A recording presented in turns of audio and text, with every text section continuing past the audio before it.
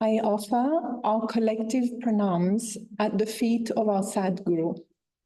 And I also offer all our collective prayers at the feet of the great saint, Saint Francis of Assisi. Namaste and good afternoon to all who are gathered here and who are gathered online. Today, I am very, very happy to welcome Father Trevor Dsouza to our ashram and university. Father Trevor was born in Karnataka. He has devoted his whole life to the service of God through the service of man. He took his vows in his 20s when he was still very young and entered the order of the Friars Minor. This is the Franciscan Brotherhood founded by Saint Francis of Assisi in the 13th century. He was also ordained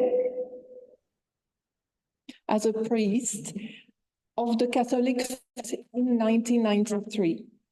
He currently lives in the St. Louis Franciscan Brotherhood, Andhra Pradesh. Father Trevor, we are very privileged to have you here with us this afternoon to share the sacred story of the great Saint Francis of Assisi. Saint Francis of Assisi is very close to our hearts. In fact, all 6 batches of PG students who go for the cultural trip to Europe have all visited Assisi. And they have experienced the energy that is still present because the land is blessed by the great saint. When we hear the story of great saints, we all benefit greatly, more than we can ever understand. Their blessings actually pour on us abundantly because they are ever present. So we now request Father Trevor that you share with us your precious words of wisdom on Saint Francis of Assisi. May we all hear and rejoice. Amen.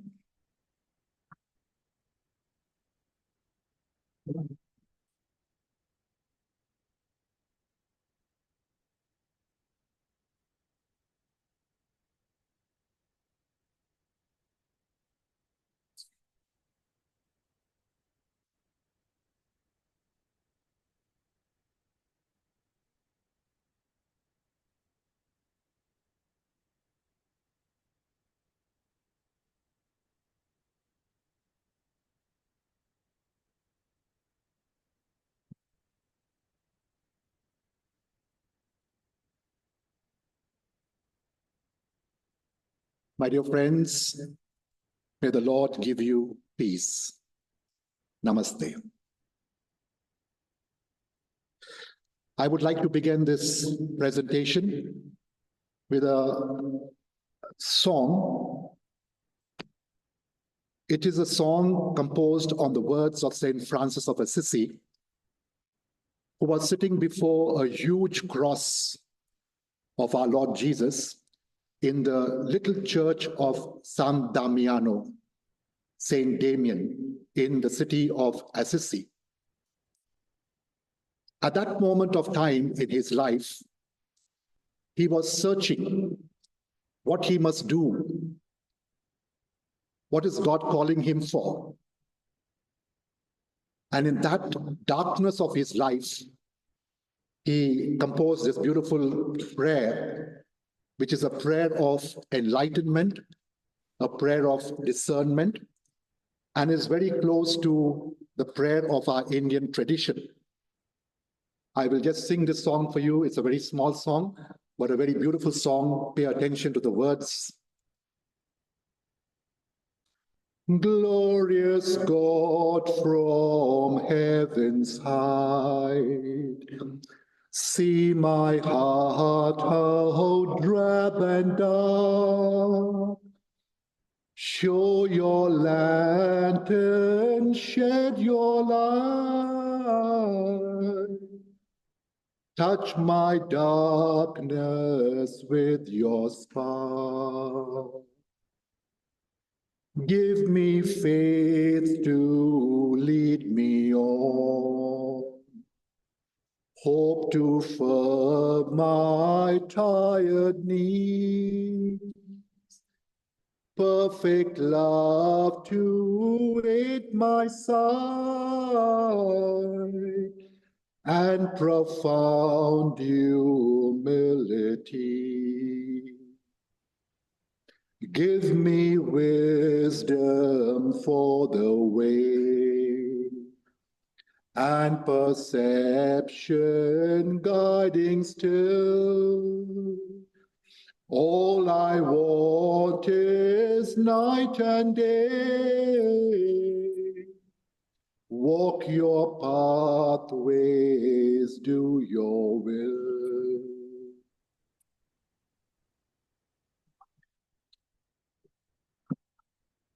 My dear brothers, my dear friends, one of the main concerns of Francis all through his life, particularly when he felt inspired and was called by Jesus to follow him closely, was this one single: to do the will of God in all circumstances of his life.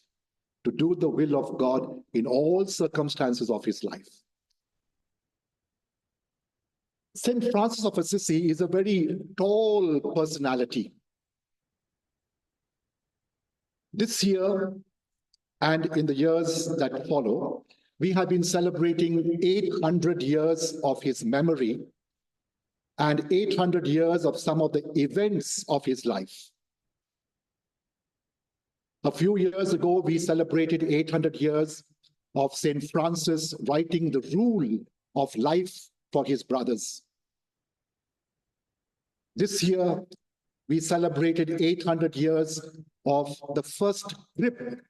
That means the Christmas event that Saint Francis brought alive for his people during his times. And in 2026, we'll be remembering the year 1226, 800 years since the time that Francis passed away, transited from this world to the next. And therefore, he is a tall personality. I was asking myself, how am I going to fit all these things into 1 hour of presentation for you? See? Somebody asked me the question, how did you come to know Saint Francis? And I showed them this little book. This was the first book that I ever received on the life of Saint Francis. It's a little story type in comic form, okay, in diagrams and pictures, which a young boy, when he reads it, begins to understand a little bit about the life of Saint Francis. But if you want to know the life of Saint Francis, this is the entire book. I brought 2 copies so that they can place them in your library. Those of you who would like to read it and enjoy the life and the stories of Saint Francis, you can do this. You also have a lot of stuff online, and I'm sure you can access those things as and when you want to do so. So what I decided in my mind is this.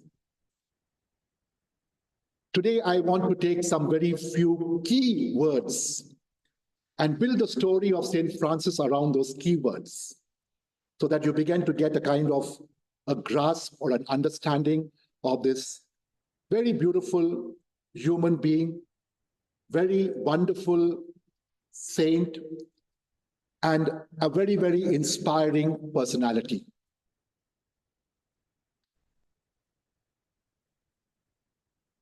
The city of Assisi is visited by about 3 million people every year. That is from April to September, basically, because after that is a cold season, and then there are no tourists there. So they always say, there's a saying in Assisi, you come as a tourist and you will return as a pilgrim. You come as a tourist and you will return as a pilgrim. So the first time people come to Assisi, they want to see They're all engrossed in seeing things around them. But after that, they want to come back to absorb the spirit of St. Francis. They want to absorb the man, his dream, his vision, his life. And that makes them return back as a pilgrim to Assisi. If you look at some of the literature that has come over the years, over the centuries really, St. Francis has been compared to very important personalities. People compare him. There are comparative studies made between St. Francis of Assisi and Buddha, for example. You have how St. Francis of Assisi fits in within our Hindu ideology and Hindu religion. There are comparative studies made on that. And therefore, when we look at this man, St. Francis, he's a kind of a man with a universal appeal, because his core ideas were brotherhood, peace, love, service, a love for creation.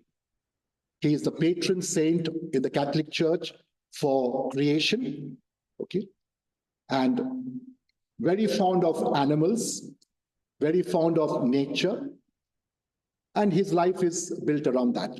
And therefore, we see lots and lots of similarities between St. Francis and our own Indian culture, our own Indian spiritualities, and everything that we call our own.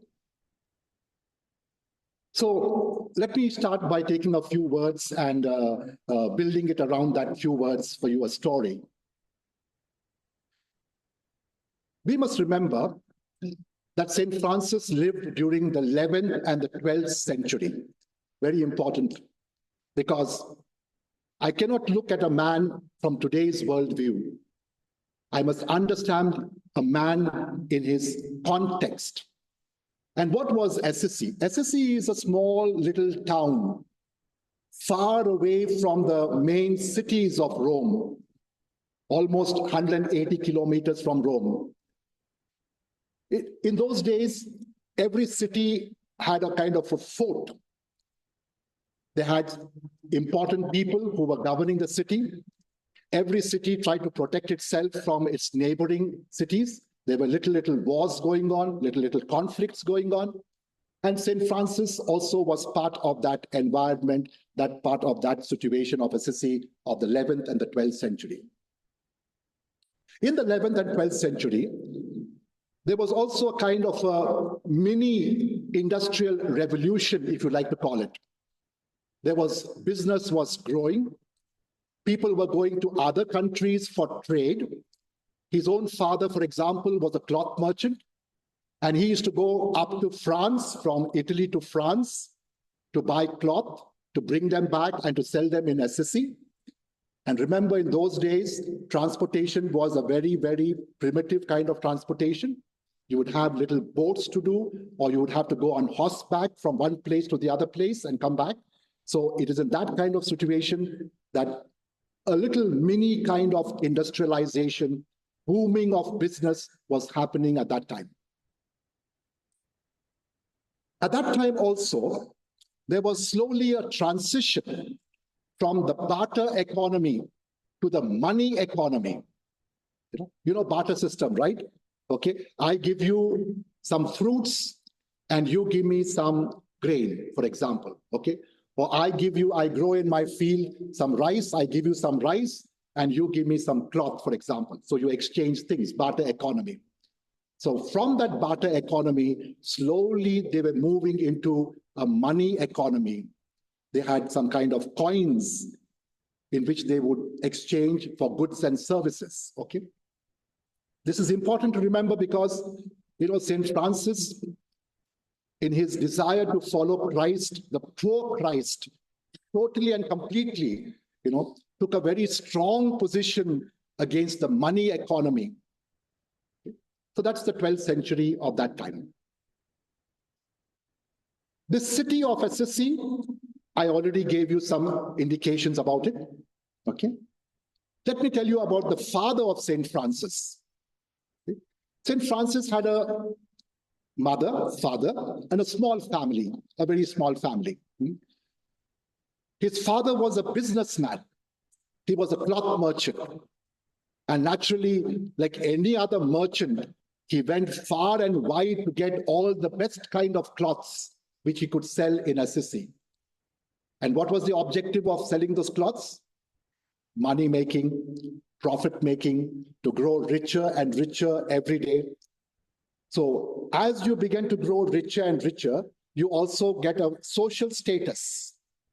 See? So there were different kinds of groups in the city of Assisi. There were people who were the landlords, what we have like the zamindar system in India, the landlords. Okay.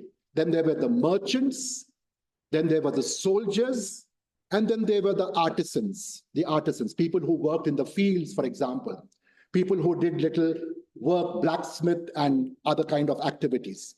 Okay. Who were the richest people? The zamindars. The landowners were the richest people. Okay. And now, Francis's father, he was belonging to the merchant class. He was belonging to the business class. And through this buying and selling, through this increase in his personal wealth, he wanted to slowly move from the merchant class to become the landlord class. You see, slowly moving upwards. So Francis was in this environment. Francis also wanted to become like his father, very rich, very prosperous, and become a rich man. Okay. How many of us do not want to become rich in our world today? Everyone wants to grow in riches, right? Every day, people are not looking at the Bhagavad Gita. They're not looking at the Bible. They're not looking at the Quran. They're looking at the stock market. What is the shares on the stock market, right? That's the interest of many, many, many people. So that's life all about, you know. So like Saint Francis of Assisi and his own father.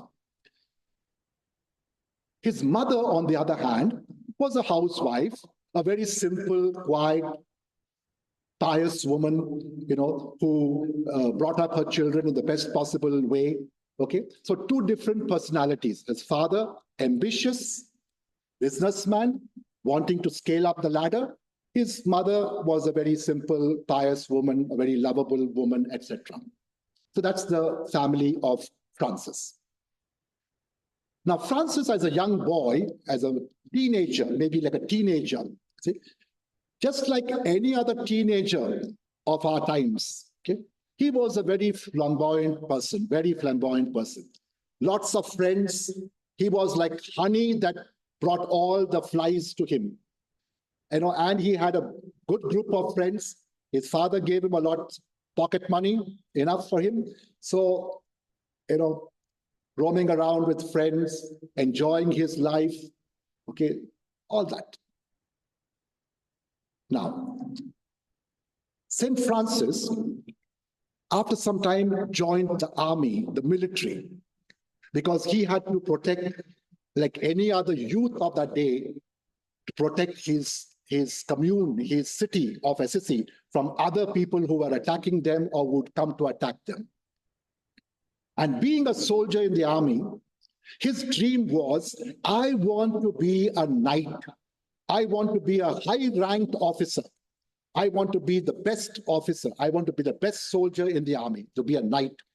See, this was his dream. This was his ambition. Okay? And he was working hard, struggling hard in this endeavor of life. Humans' plans are one thing. God's plans are another thing. As somewhere in the Bible, we have a quotation which says, my thoughts are not your thoughts. My plans are not your plans. And sometimes there can be a conflict between our plans and the plans of God. See, there can be a conflict sometimes. And this is exactly what Francis faced in his life. One day, all dressed up in his military clothes, he was ready to go to join his people there for the war. And as he was going on his horse in a place called Apulia, suddenly his horse fell down and the man was thrown on the ground. Can you imagine what it means for a soldier to fall to the ground? See, a soldier falling to the ground is already a defeat. Already a defeat. What is the symbolism in falling to the ground? God first takes you to the lowest levels before he takes you to the highest levels. And in that moment of time, Francis heard a voice.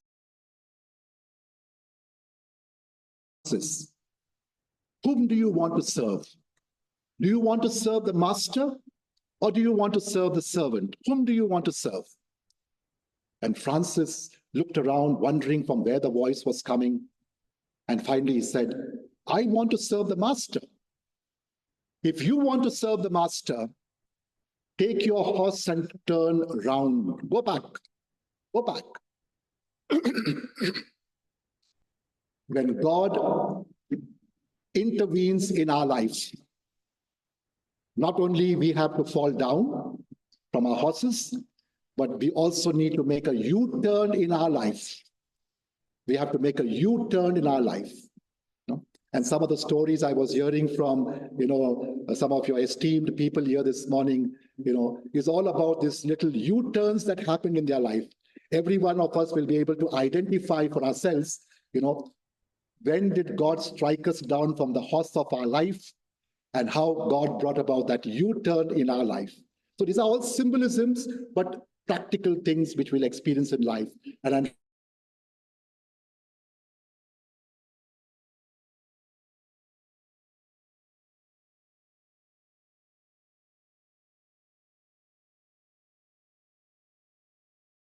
see. And then his mind began to change. He began to ask himself serious questions. What is happening to me? What is the meaning of life? What am I supposed to do? Why is this happening to me in my life?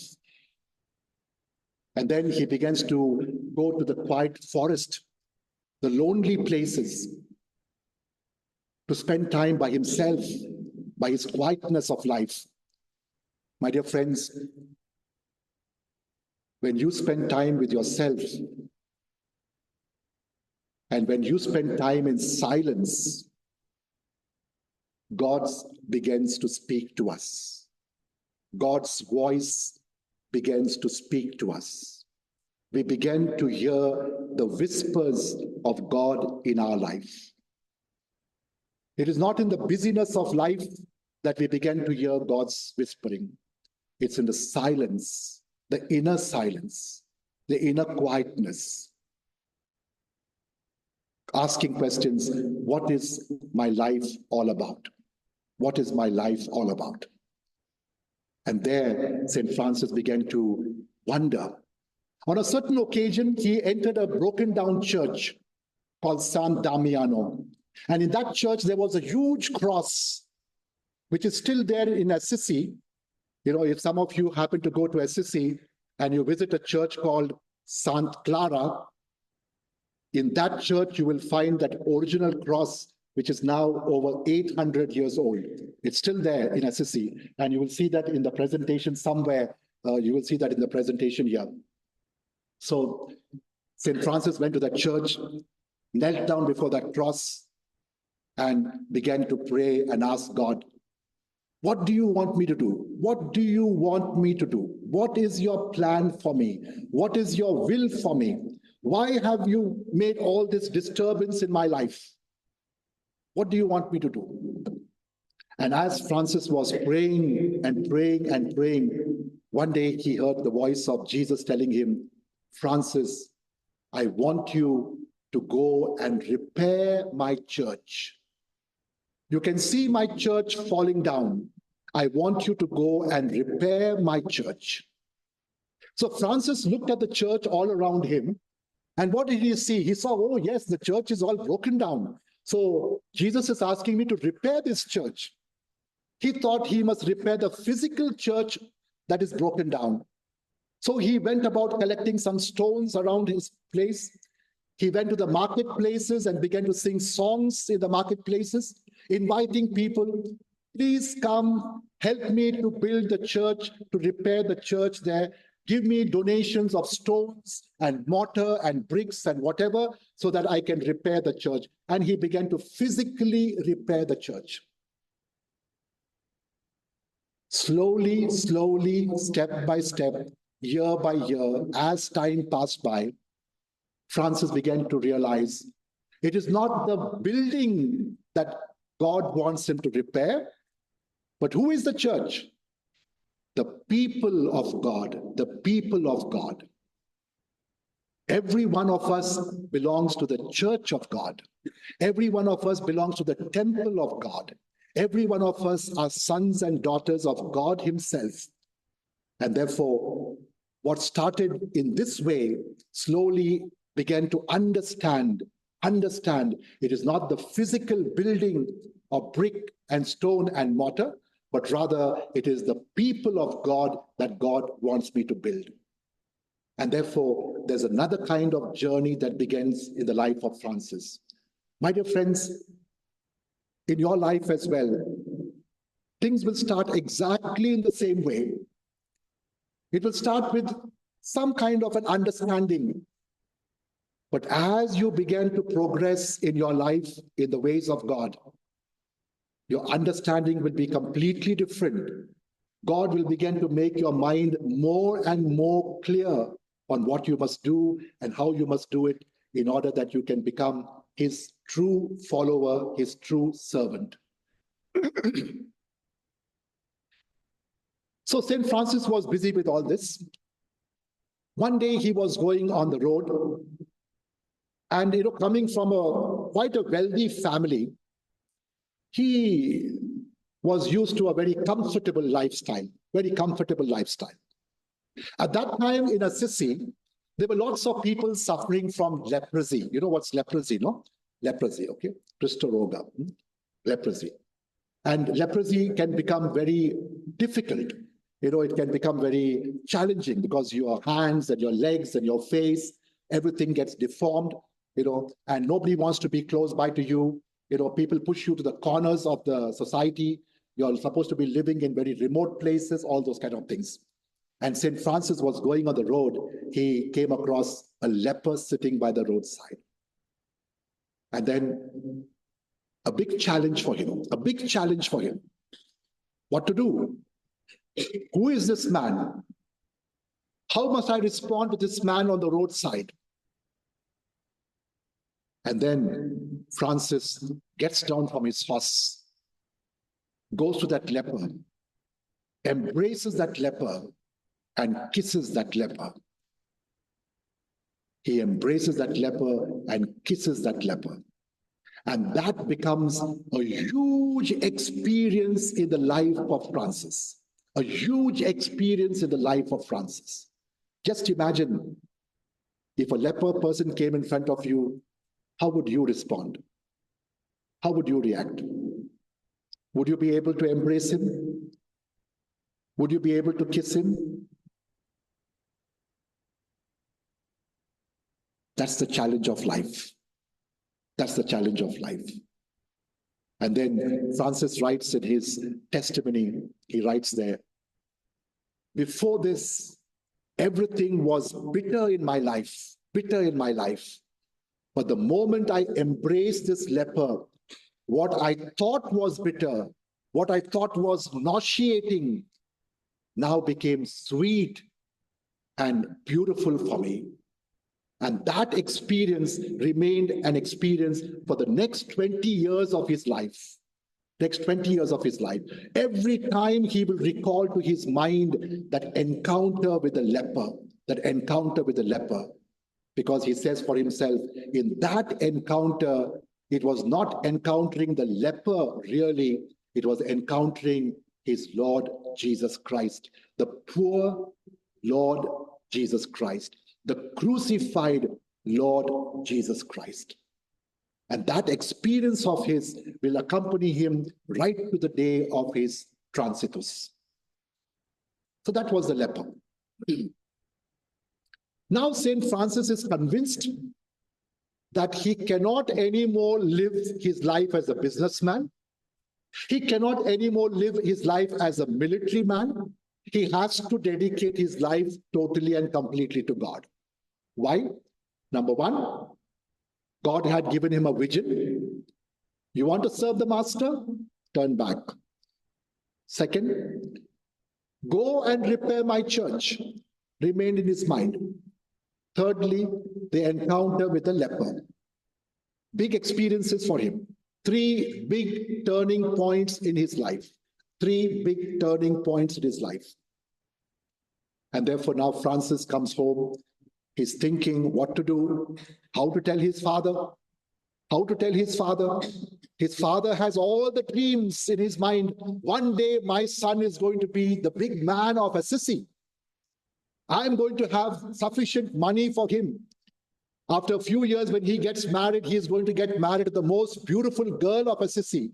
He is going to get married to the most richest girl of Assisi. These are the dreams in the mind of his father.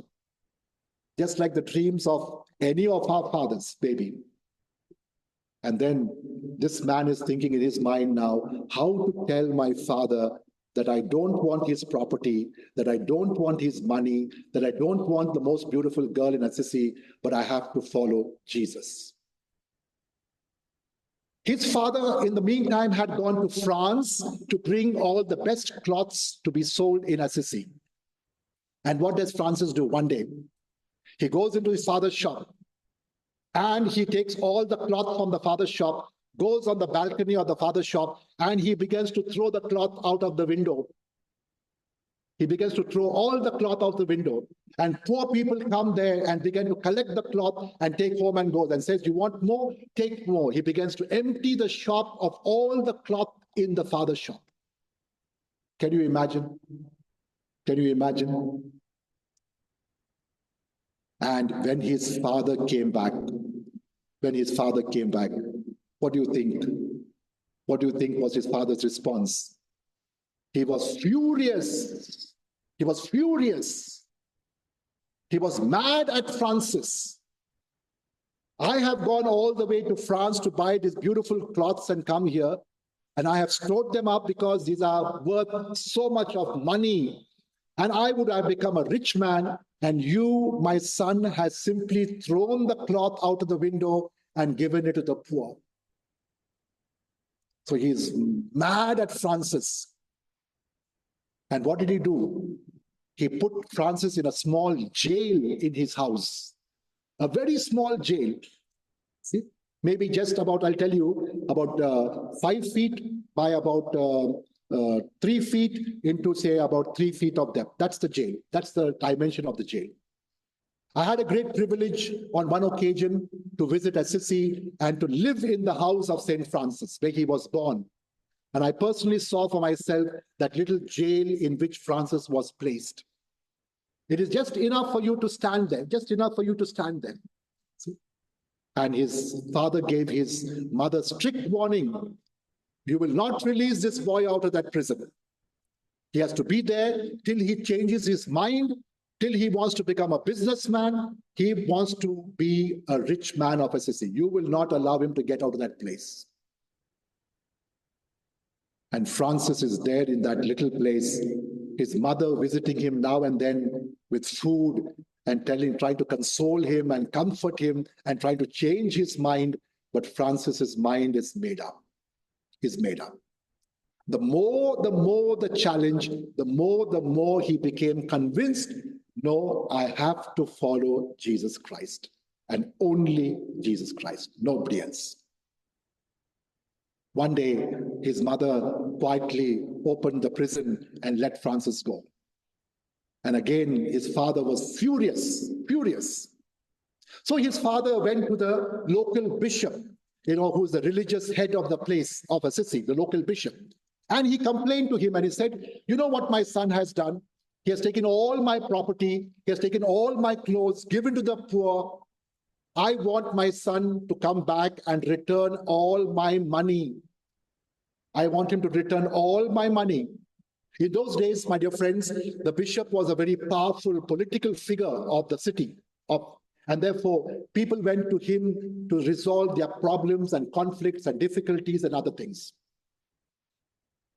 So the Bishop of Assisi called Francis, called the father, and that became a big talk in the town, Whole town of Assisi gathered there to see the tamasha that was taking place between the father and the son.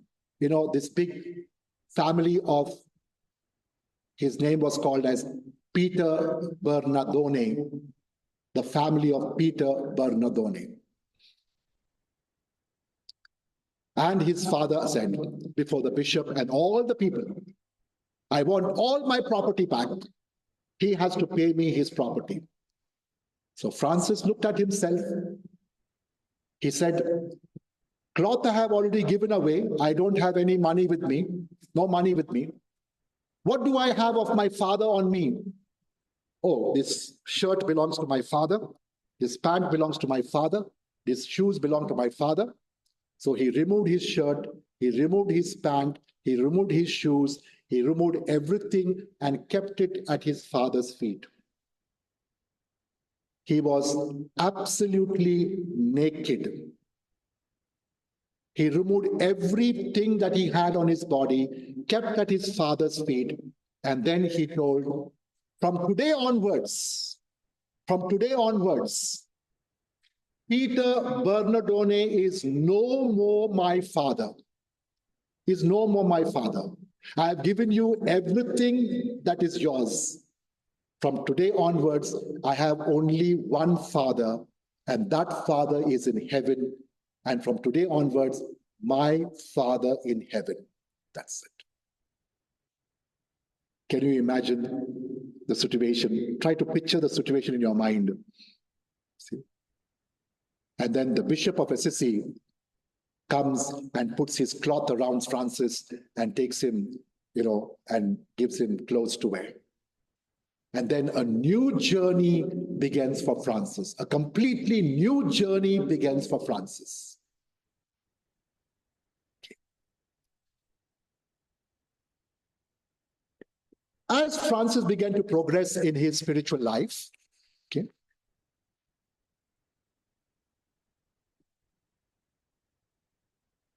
as Francis began to progress in his spiritual life, there are two key words which stand out in the life of Saint Francis, two key words.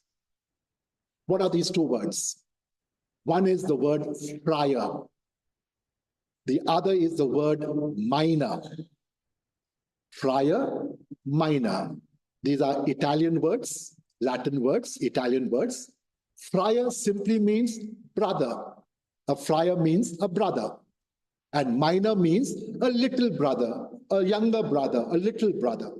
So, as Francis began to go and repair churches, he began to spend lots of time in prayer, lots of time in silence, etc. And people began to wonder, looking at this young man, he must have been barely in his 20s, Looking at this young man of Assisi, they began to wonder, something has happened to him which is simply extraordinary.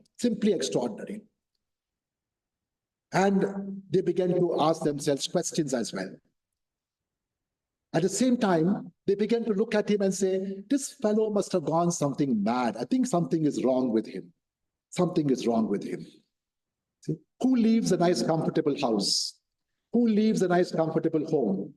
Who throws all his clothes and abandons his family? Who goes out begging for alms? Now, every day he had to go with a begging bowl and ask people, give me some food to eat. Give me some food to eat. Give me something to drink. Give me stones to build my church. Give me some bricks, some mortar to build my church. He was sleeping in the old abandoned churches. He was sleeping in the farms. He was going to work in the leprosarium, which was close by. And he was spending his time quietly in the forest, in prayer, in silence, in meditation, etc. Slowly, people began to get attracted to him. There is an example of the first person who came and joined him. His name was called Bernard of Quintavalle, a very, very rich man, And one day he went to Bernard's house to ask for some little food. And Bernard said, you please come inside and you rest here for the night. Rest in my house for the night. And he gave him a nice little place. And Bernard was watching quietly. Who is this man? Is this man real, or is he just a bluffing? You know, he's doing a kind of a drama. He was watching him. So Francis began pretending to sleep. And after Bernard of Quintavalle disappeared from the place. Now remember, in those days, no electricity, no lights. You had to take a little lamp and go around the place, etc. So once Bernard of Quintavalle went, this man got up, knelt by his bedside, and began to pray to God. And Bernard of Quintavalle, on the other hand, was sitting quietly and watching in his room what this man is doing.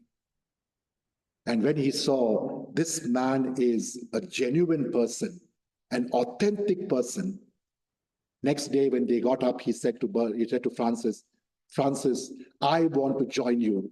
I want to be like you. I want to follow your way of life. What should I do? What should I do? Francis said, I don't know what you should do, but we'll do one thing. Let us go and ask Jesus what we must do. As I said earlier, his only ambition in life was to do the will of God, to do the will of God. So they went to the church. There was a big book there. The Bible was there. Remember, once again, my dear friends, in those days, there was no printed books. No printed books. We are talking about the 12th century, 11th, 12th century. No printed books. They had handwritten Bibles, Okay. So it was very, very rare to have a Bible with people. So they went to the church, they prayed in the church, and they went and opened the Bible, one page. And they put one finger there, and they began to read. And the text was, if you want to be my disciple, go and sell all you have, give to the poor, and then come and follow me. The first text they got from the Bible was randomly opened. First text they got, if you want to be my disciple, go and sell all that you have, give to the poor, and come and follow me. So Francis looked at Bernard and said, you heard what Jesus has told us. If you want to follow me, do likewise. You can imagine a man who had, in today's property matters, crores of rupees. He was the rich man of the place. And he goes back home and begins to sell all his property, one by one, giving the money to the poor. He told the poor people, come, take whatever you want from my house. Take whatever you want from my house. And when all the property was sold, he went to Francis and said, Francis, I have fulfilled what was requested of me. I have sold all my property. I have given to the poor, and now I want to follow you. Can I follow you? Please come. And that began the Franciscan order. The Franciscan order began that way. And then more and more young men began to come. More and more young men began to come and join him. Okay. So as the group began to grow, okay, Francis went to the Holy Father, the Pope, to ask for permission to live the gospel life and all that. Now I want to come back again to the word friar minor. So there was what should we call ourselves? People are asking us, who are you? Who are you? Who are you? They're all going in different places. They're going to the fields to work. They're going for begging. They're going to look after the leprosy patients. They're going to do some work in the marketplace, lifting some bags and lifting some things and doing the normal work. Evening, coming back to the chapel, sitting down together, praying together, living their life together. Those who went to beg brought the food. They shared the food among themselves, and they ate, and they prayed, and they lived happily. And people were asking them, who are you? What do you call yourself? What do you call yourself? So these brothers came and asked Francis, Francis, what are we? What are we to call ourselves? And they started off by saying, let us say we are called as the little brothers of Jesus, little brothers of Jesus. Okay. But slowly, slowly, Francis began to understand for himself once again that he is called to be, Jesus gave him a vision. You shall be called Friar Minor, Friar Minor, the little brothers, little brothers. And that became for Francis the vision of his life, the vision of his life. Because to be a friar means, to be a brother means, not simply to be brothers to each other, but also to become brothers to the entire universe. Step by step, step by step, step by step, the dream of Francis to be brothers to the entire universe began to unfold itself. And I'll tell you how it happened. Okay.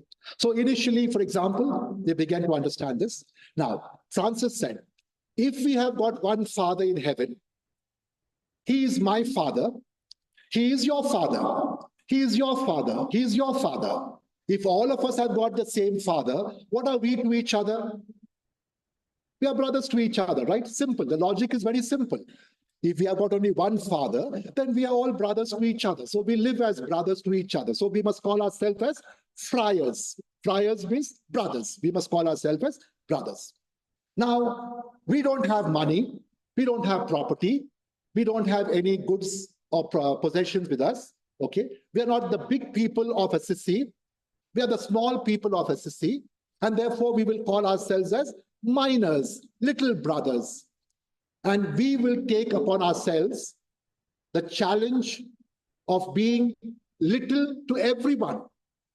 And Francis would say very often, I would like that everyone is my master. Everyone is my master. And I am their servant. I am their servant. Okay. So the word friar minor. Okay. And today we are called, for example, our order is called as the Order of Friars Minor. Order of Little Brothers. Okay. To talk about a few stories in the life of Saint Francis. Okay. Now let me ask you a question. Are you following what we are saying? Are you engaging with us? Yeah, connecting with us. I heard you have already seen films on Saint Francis, right? Some of you have seen some films on Saint Francis. Anybody? You have seen any films on Saint Francis? Yeah. Okay. The brother, sun, sister, moon. Yes. Okay. So you can connect yourself to some of the things that we are saying. Okay. Now, some time ago, if you just go back in your slides there to the beginning of the slides there, right to the beginning pages, you can see Pope Francis there. Yeah, okay. You have come across this photograph, right? The person of Pope Francis, okay? Now,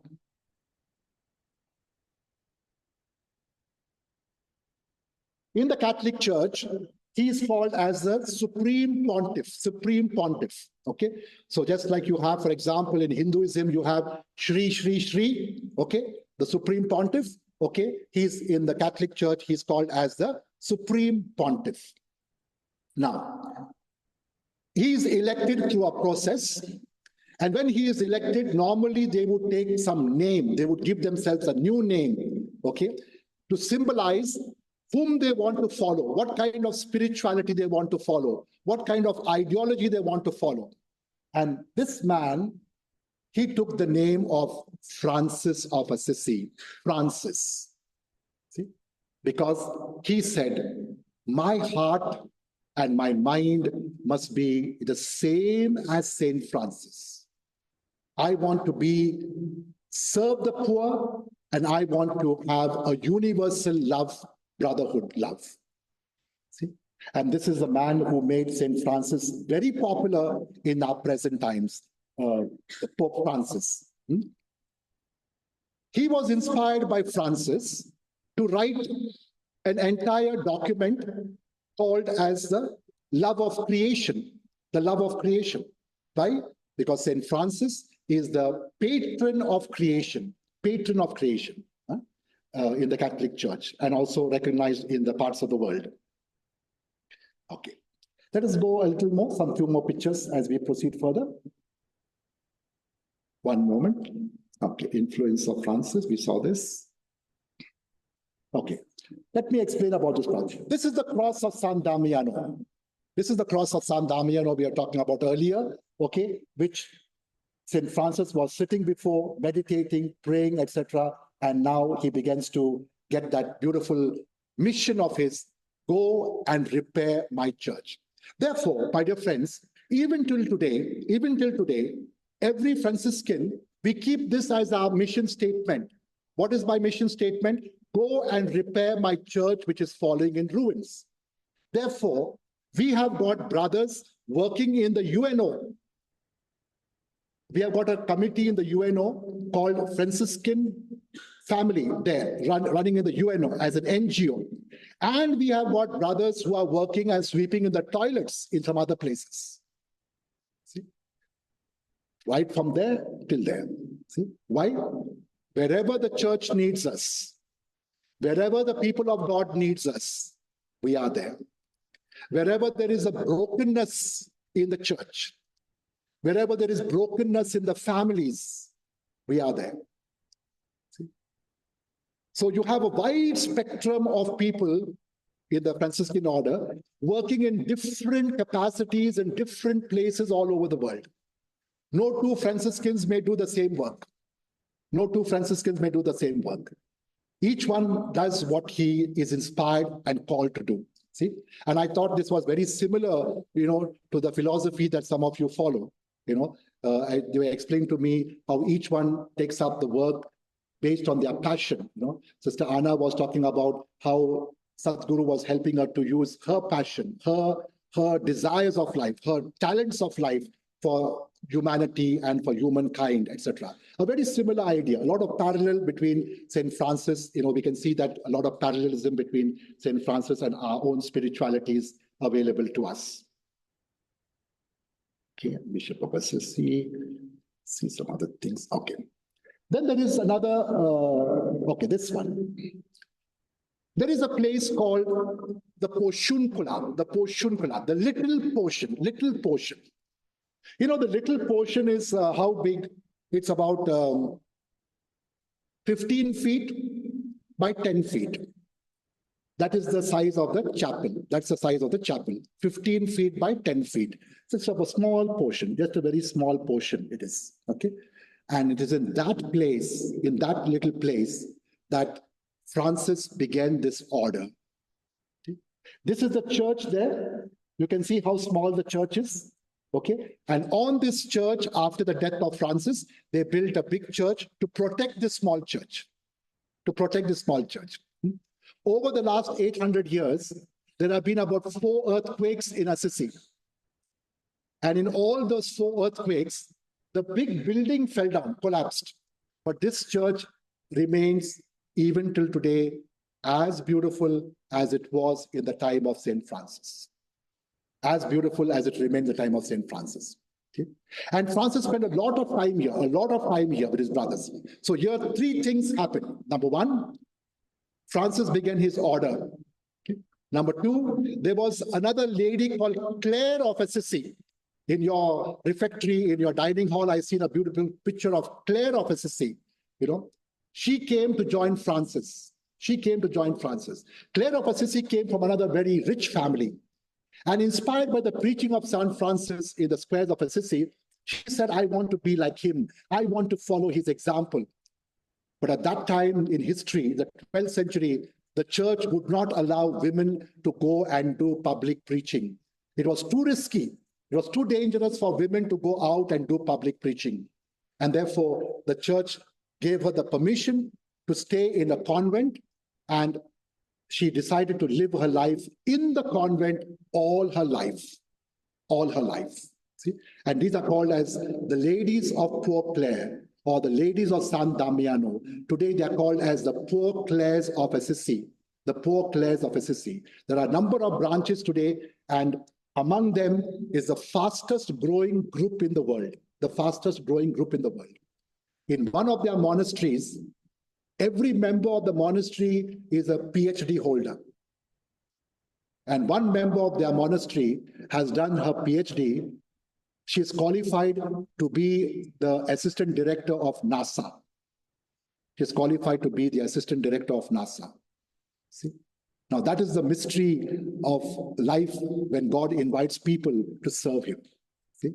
You begin to use your knowledge, you begin to use your talents in a different way, in a different perspective, and for different reasons. Okay, so this is a beautiful place called Poshunkala. If you happen to go to SSC, make a point to visit this place. Now, this place has got wonderful, wonderful stories. I'll tell you one story that is remarkable, really remarkable. On a particular day, it was very cold. It's very cold in that place, SSC, especially in those times. It was a forest area. And Francis was praying, and he began to get bodily temptations. So, in order to overcome his bodily temptations, there was in the rose garden, there was a rose garden there with lots of rose trees. And as you know very well, rose trees have got lots of thorns, right? Big thorns. So he decided now to overcome my bodily temptations. He went and he jumped into that rose bush. He jumped into the rose bush. Now, because Francis was growing in holiness, the story goes that suddenly those rose bushes, the thorns disappeared, and only roses were there to welcome him when he fell on the plants. Only roses were there to welcome him when he fell on the plants. Okay. Now, 800 years later, even till today, when you visit SSC, when you visit this place, ask to see the rose garden. Only in that patch of land, the rose trees have got no thorns, even today. Outside that patch of land, the same rose tree has got thorns. Just to indicate, God protects his people. In all situations of life. When we throw our life in the hands of God, God takes care of us. God carries us. We don't have to worry about anything. See? And, once again, our friends were telling us that, how beautiful it is. When they started this place, there was no money. And everything began to happen because God provided. When we are doing something wonderful for God's service, everything will go so beautiful. Okay. So my dear friends, lack of time, we must stop here. Okay. Let me just conclude with one small story here. The life of Francis and Brother Wolf. There was a village there close by in SSC where there was a wolf. And a wolf is a wild animal, right? And the wolf was coming regularly to the village, taking their chickens, taking their goats, harming people, etc., etc. And people were taking sticks and stones to beat that wolf and to want to kill that wolf. One day, Francis was going from that place, and the people told Francis, do something. You don't go in that forest. That wolf will catch you. That wolf will kill you and all that. Don't go in that place. So Francis said, okay. He went and prayed. After a few days, he went in search for that wolf. And he saw that wolf. And the wolf normally, came aggressive. And Francis made a sign of the cross on that wolf and said, I offer you peace. That wolf sat down at the feet of Francis. And then Francis said, Wolf, Brother Wolf, I will give you promise that you will get food every day, but you must promise me that you will not harm the people from this village.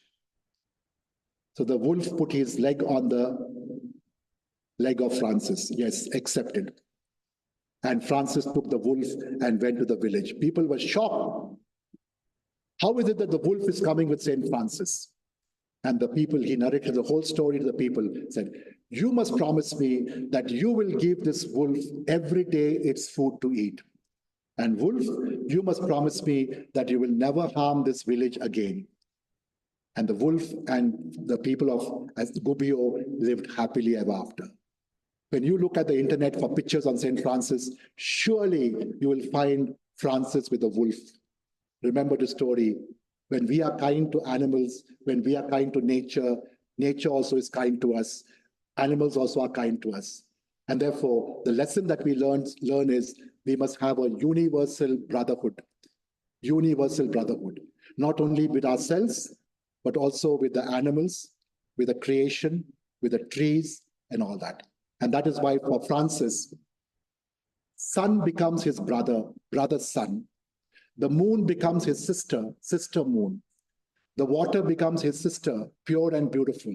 The fire becomes his brother. And every creature in the world gets a place of being a brother and sister to you. I would like to read the blessing of St. Francis. My dear friends, by the way, this presentation is available to you. Okay, it's about 100 pages of presentation with some little pictures. Very simple. I kept it very simple. Any one of you can ask for it, take it, read it at your free time, and enjoy the beautiful life and stories of St. Francis. Okay. Finally, we utter this little blessing of St. Francis. May the Lord bless you, my dear brothers and sisters. May the Lord show his face to you. And may the Lord give you his peace. Thank you.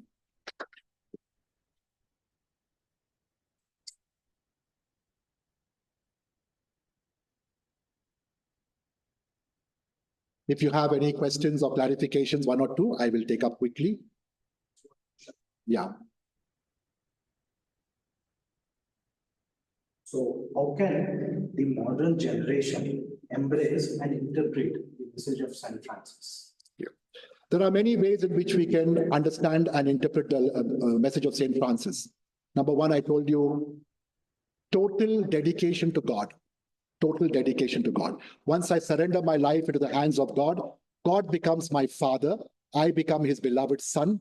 God takes care of me, and I live my life. I can live my life in the service of God and service of humankind. Number one.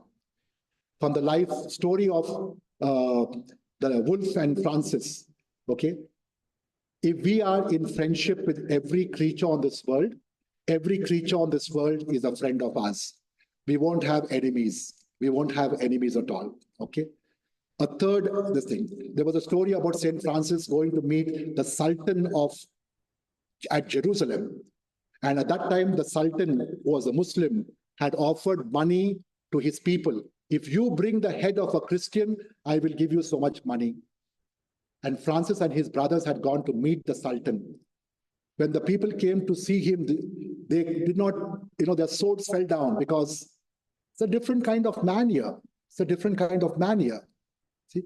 And they took him to the Sultan. Sultan gave him all the hospitality.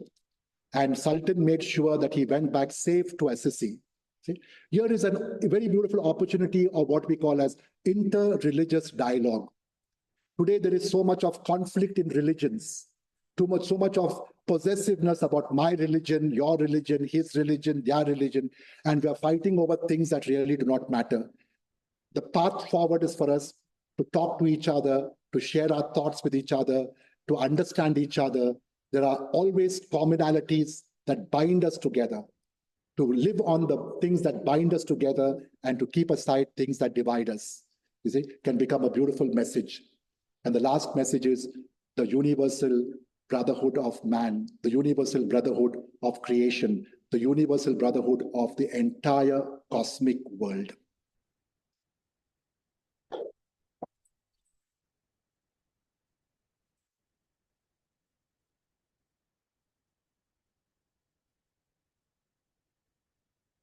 My dear friends, I'm offering this as a small gift for your library.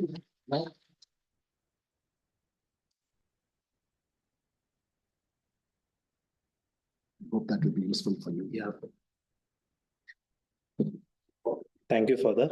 I know time is very short, 60 minutes. We all become oblivious of time, place, and circumstances when we listen to stories of God. And as Father was talking, I got this deeper urge that I should once again visit Assisi And not just me, I think all our students also got the deeper edge. And Sadhguru says this place is a Siddha Sankalpa Bhumi, because people like you and great Mahatmas visit this place, and so much good is happening here. So whatever one thinks for, whatever one desires for, it would happen. So we all the students in all the campuses, we have a great prayer at the feet of Jesus and at the feet of Francis, that we should visit that place and take the inspiration. And as you said, the main objective of this university is not to make engineers or doctors or graduates, but to make people of love, people who follow the message of love all and serve all, which Bhagwan Baba has given us. So on the behalf of all the students, we request your blessings so that we all walk on the path of Christ and on the path of St. Francis. And on the behalf of university, I request Brother Tara Shankar to hand over a small gift to Father.